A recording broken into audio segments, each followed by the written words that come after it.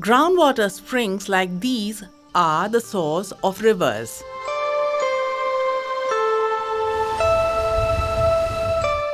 These tropical wet evergreen rainforests act as a sponge, absorbing rainwater. Gravity then redirects excess rainwater, channeling them as groundwater aquifers.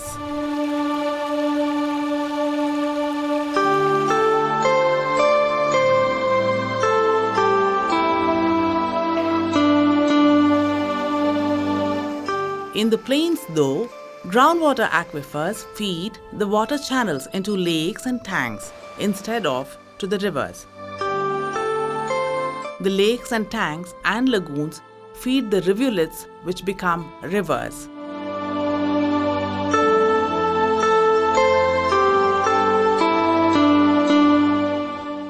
Nurturing these groundwater aquifers is the secret to sustaining water security for future generations. The need for recharge of groundwater table becomes critical when you realize that in the next 2 decades, the demand for water is expected to grow by 35 to 60% of current consumption patterns, according to a UNEP study called The Benefits of Soil Carbon, which is available online. The human population spurt, however, is expected to reach 9.7 billion people on planet Earth by 2050, which will stress the resources infinitely. The need for sustainable development, then, can hardly be overemphasized. India has as many as 14 major river systems, whose total catchment area adds up to 252.8 million hectares. The catchment area for these river systems are the tropical wet evergreen rich rainforests. It is thus critical to conserve this catchment area, not just for the human consumption, but for the survival of wildlife too.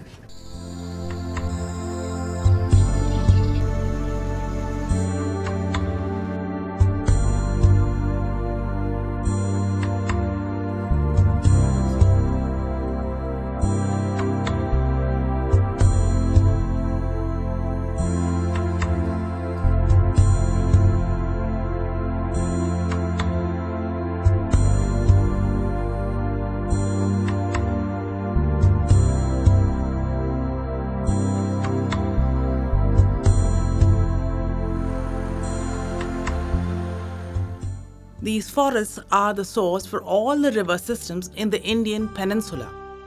With a range of 2,500 to 5,000 millimeters of rainfall, it is no wonder that at least 60 rivers take birth in the biodiversity hotspot. Prominent among them are Godavari, Krishna, Mahadai, Sharavati, Kaveri, Tunga, Bhadra, Kali Nadi, Kabini or Kapila, Chaliyar, and Bharatapura. Along with their tributaries, there are more than 62 rivers taking birth in the biodiversity hotspot.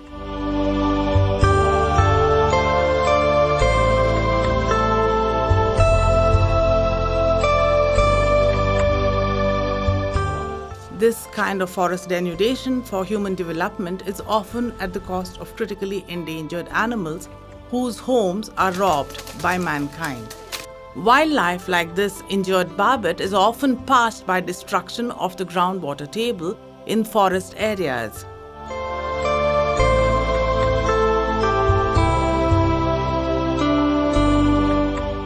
The rate of destruction of forests for human development makes it unsustainable for future generations of humanity as well as for wild animals. Not only leaving humanity and wildlife parched, this kind of forest denudation destroys rainwater sequestering to the river systems and to the groundwater aquifers. No wonder then, large dams are often futile in their utility. India epitomizes the water crisis with a severe water deficit affecting millions of her denizens.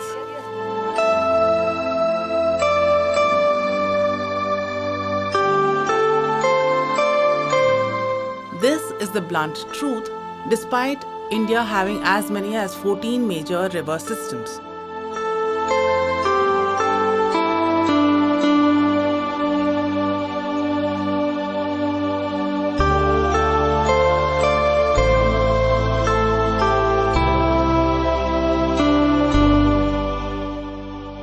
Together with their tributaries, their total catchment area adds up to a good 1870 cubic kilometers.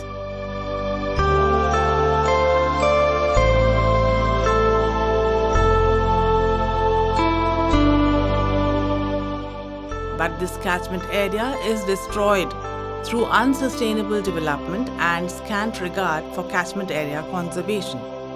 The water security of future generations is at stake. The super dam in the Western Ghats, for instance, claimed more than 85,000 hectares of wet evergreen rich rainforests.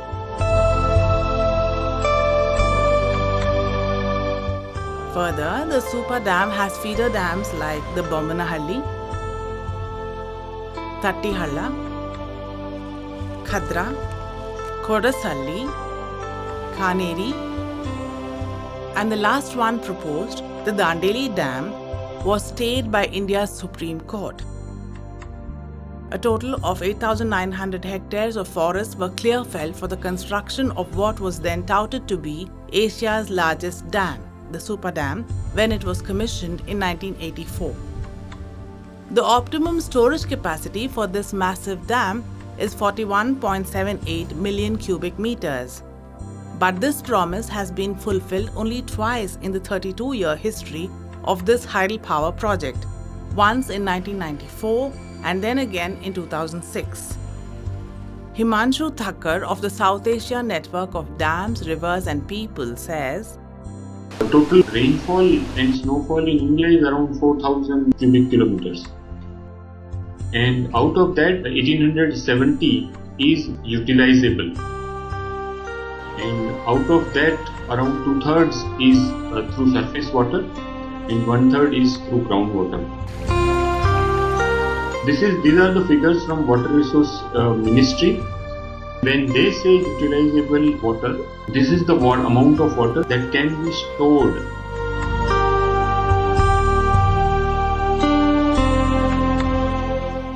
And then used for domestic water supply or industrial water supply or for irrigation. This does not include other uses of the rivers, which includes fisheries and drawdown cultivation and groundwater recharge and cultural and social uses of water and so on. Hydropower generation does not involve consumptive use of water. In hydropower station, the water passes through turbines and the same water comes out. So water is in that sense not used. It is just it is stored and then released. They destroy not just the catchment area but the rivers by themselves. Other large unsustainable dams across the Western Ghats include the Koyna Dam, Linganamaki, Kabini, Berthi, Varahi, Sharavati Tail Race, Lakkavalli, Mulaperiyar and so on. The Attirapalli hydroelectric project on the Chalakuri River in Kerala is stiffly opposed by locals on environmental grounds. If the Mahadai Dam comes up on the Goa-Karnataka border, it will submerge the Barapidi cave ecosystem,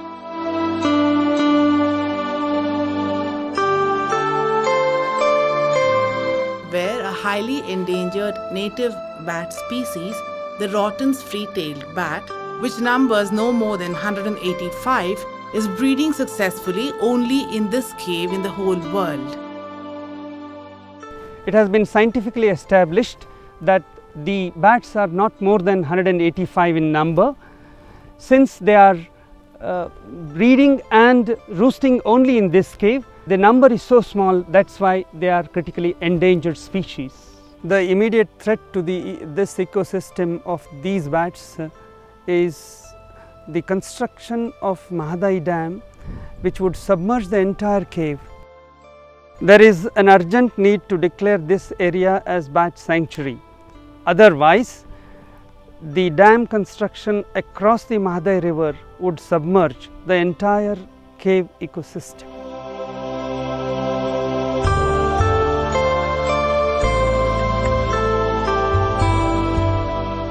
Millions of people in the future generations in the emerging economies will struggle for water security thanks to current unsustainable levels of consumption of resources.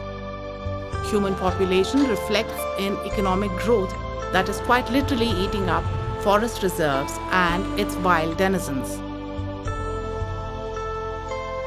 85% of India's population is dependent on the rivers for their livelihood and food security. Irrigation for agriculture, fishing, and water consumption are the primary utilities of water. Fresh water in all emerging economies is being used for industrial purposes as well as in the automobile industry for both cleaning and cooling. Usage of fresh water in air coolers and air conditioners is ironically increasing global warming. Thus, misuse of water is contributing to the global warming and climate change. Without bothering to replenish the water resources, humans are guilty of depriving other denizens of nature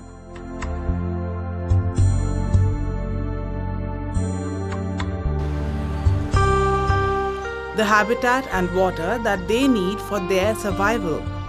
Himanshu Thakkar of South Asia Network of Dams, Rivers and People continues. If you look at the biodiversity, there are three major subsections of biodiversity. One is the biodiversity on the land.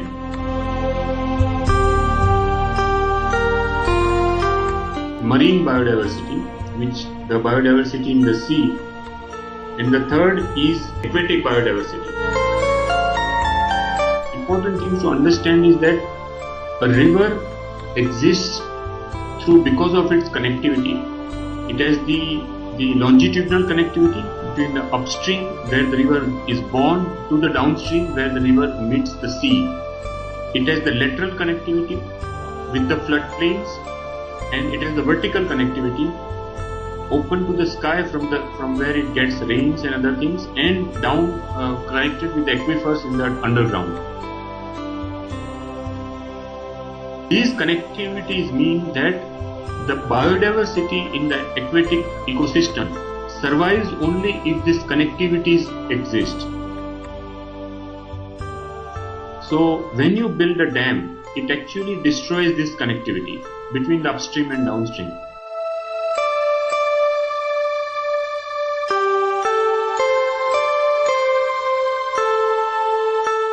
When you build a hydropower projects, when you build a barrage, all of these actually destroy this upstream downstream connectivity, and because of that, the biodiversity is at a greater risk and threat.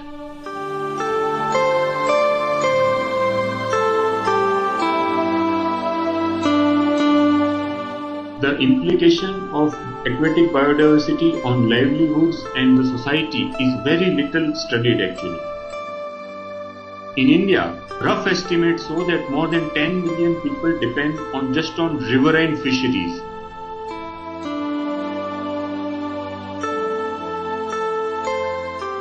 In addition, there is a very large number who depend on nutrition for aquatic biodiversity.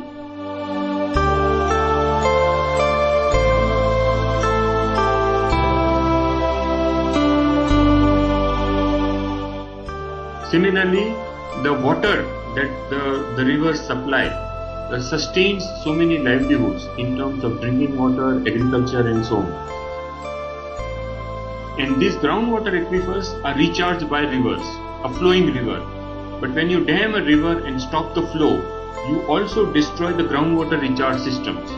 Rivers are some of the biggest groundwater recharge systems. Similarly, when river reaches the sea, it provides the connectivity with the marine life. It takes the silt, nutrients in addition to water to the marine life. It decreases the salinity in the coastal area. It provides a certain thermal gradient in the sea, and it is this thermal and salinity gradient in the sea in the Bay of Bengal which drives India's monsoon actually.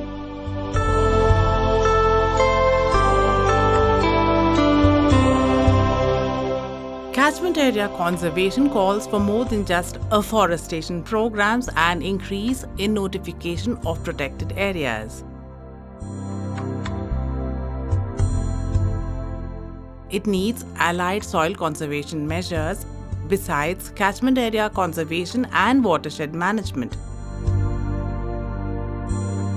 protection of national parks and sanctuaries. Increasing the protected area network abides by India's commitment to the Millennium Development Goals of reducing biodiversity loss. Construction of dams, mining activity, road and highway construction, agriculture, human settlements in wildlife terrain all contribute to the loss of biodiversity.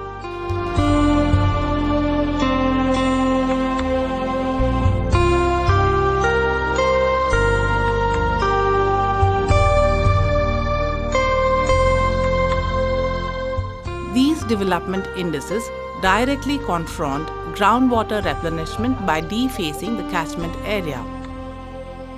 Long-term nourishment and catchment area conservation will ensure that the rivers will sustain themselves. The biodiversity hotspot of the Western Ghats and the Himalayas are a germplasm of all life forms in the subcontinent.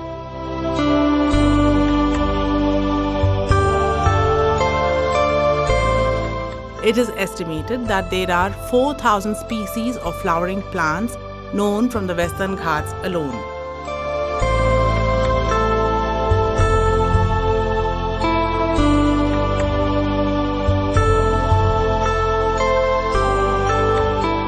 Thousand 500 of these are endemic.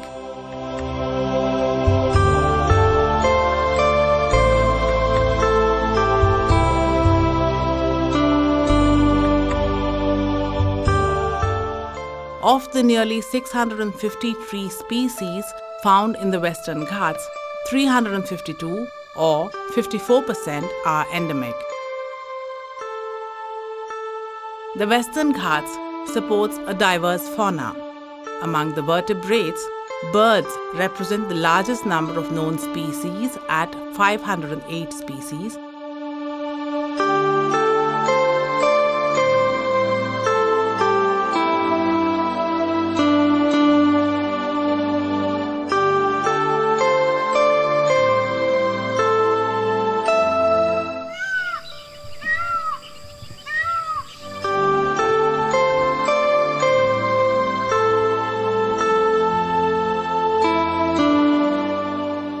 Followed by fishes at 218 species, reptiles 157 species, mammals 137 species,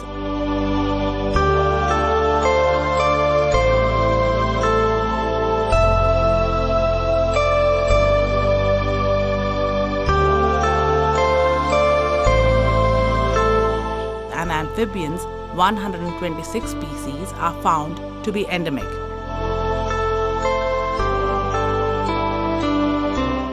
The rich forest canopy is the watershed of all the peninsular rivers in India.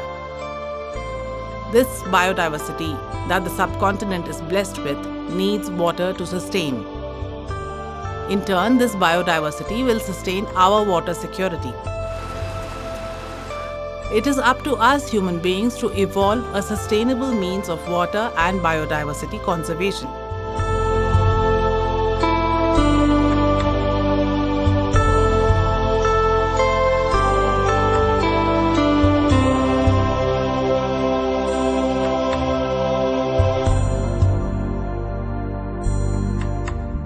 But if our generation does not respect this biodiversity, the catchment area for over 60 river systems in peninsular India will perish. Future generations will never forgive us for ruining their resource and water security. Without soil conservation measures, deforestation will only trigger more landslides and more deforestation.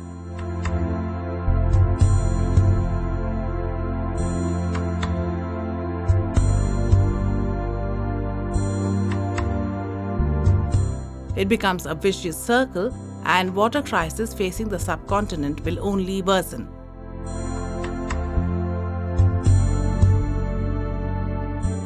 Political will is necessary to usher in sustainable water management. What is required is infrastructure for recycled polluted water for sanitation. In 1994, the Indian state of Andhra Pradesh was declared the second most desertified state, with groundwater table having sunk to a depth of 60 meters below the ground. Political will manifested in conserving woodlots and watersheds.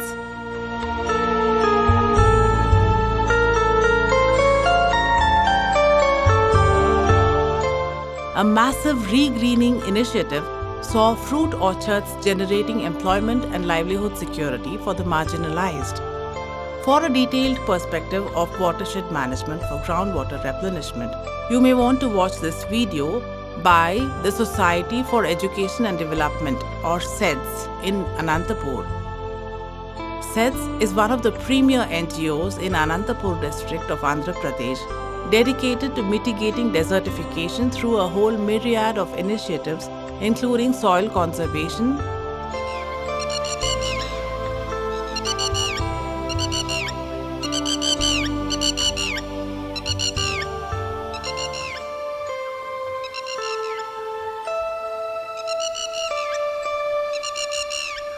sustainable agriculture,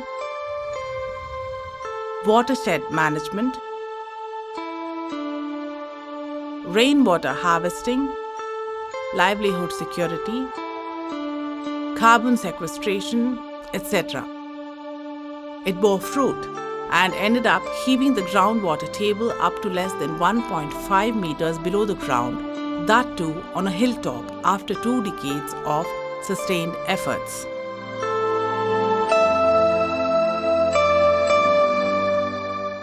It exemplifies the successful sustainable rural development for conservation of catchment area with the express purpose of groundwater replenishment. In case you want to listen to more about watershed management, you may want to listen to this podcast.